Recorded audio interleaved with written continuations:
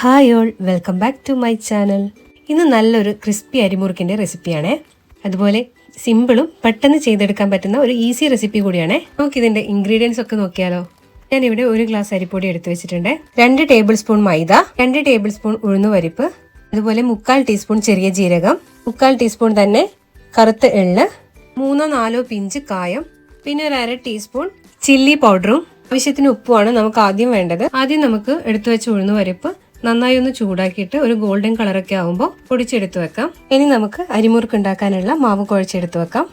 ചപ്പാത്തിയുടെ ഒക്കെ മാവ് കുഴക്കുന്ന പോലെ നമുക്കിതൊന്ന് കുഴച്ചെടുത്ത് വെക്കാം. ഞാനിവിടെ ഒരു പാത്രത്തിലേക്ക് എടുത്തു വെച്ച 1 ഗ്ലാസ് അരിപ്പൊടി ഇട്ട് കൊടുത്തിട്ടുണ്ട്. അതിലേക്ക് പൊടിച്ചെടുത്ത് വെച്ച ഉഴുന്നുപരിപ്പ് കൂടി ചേർത്ത് കൊടുക്കാം. പിന്നെ 2 ടേബിൾ സ്പൂൺ മൈദ കൂടി ആഡ് ചെയ്ത് കൊടുക്കാം. 3/4 ടീസ്പൂൺ വീതം എള്ളും ജീരകവും കൂടി ചേർത്ത് കൊടുക്കുന്നുണ്ട്. 1/2 ടീസ്പൂൺ ചില്ലി പൗഡർ കൂടി ആഡ് ചെയ്യാം.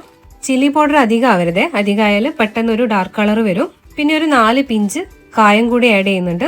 2 ടേബിൾ സ്പൂൺ ഓയിൽ, ആവശ്യത്തിന് ഉപ്പ് ആഡ് ചെയ്ത് വെള്ളം കുറച്ചായി ആഡ് ചെയ്ത് നമുക്ക് ഇതൊന്ന് കുഴച്ചെടുത്ത് വെക്കാം. ഞാനിവിടെ ഇത് കുഴച്ചെടുത്ത് വെച്ചിട്ടുണ്ട്.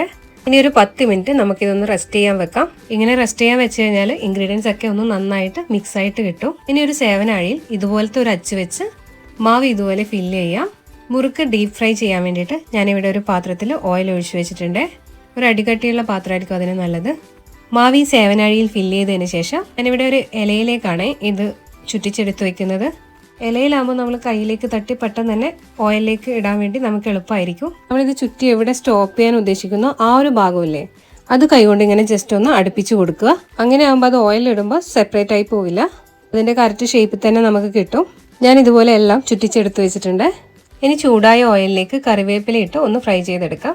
കൂടാതെ ഒരു 5-6 അല്ലി വെളുത്തുള്ളി കൂടി ചതച്ച് വെച്ചിട്ടുണ്ട്, അതുകൂടെ നമുക്ക് ഇട്ടൊന്ന് ഫ്രൈ ചെയ്തെടുക്കാം. ഇങ്ങനെ ചെയ്യുന്നത് ആ ഓയിലിൽ ഇതിൻ്റെയൊക്കെ നല്ലൊരു ഫ്ലേവർ ഉണ്ടാവും. ഇനി ചുറ്റി വെച്ച ഓരോ അരിമുറുക്കും ഇതിലേക്ക് ഇട്ട് കൊടുത്ത് നമുക്ക് നന്നായി ഫ്രൈ ചെയ്തെടുക്കാം. മുഴുവനായി നമുക്ക് ഇതുപോലെ ഓയിലിട്ട് ഫ്രൈ ചെയ്തെടുക്കാം. നല്ല ക്രിസ്പിയും ടേസ്റ്റി ആയിട്ടുള്ള അരിമുറുക്ക് ഇവിടെ റെഡി ആയിട്ടുണ്ട്. എല്ലാവരും ഒന്ന് ട്രൈ ചെയ്ത് നോക്കൂ. വെരി സിമ്പിൾ റെസിപ്പിയാണ്, നല്ല സൂപ്പർ ടേസ്റ്റുമാണ്. ട്രൈ ചെയ്ത് നോക്കി ഫീഡ്ബാക്ക് അറിയിക്കാൻ മറക്കല്ലേ. വീഡിയോ ഇഷ്ടപ്പെട്ടാൽ ലൈക്ക് ചെയ്യാനും സബ്സ്ക്രൈബ് ചെയ്യാനും മറക്കല്ലേ. Thank you for watching.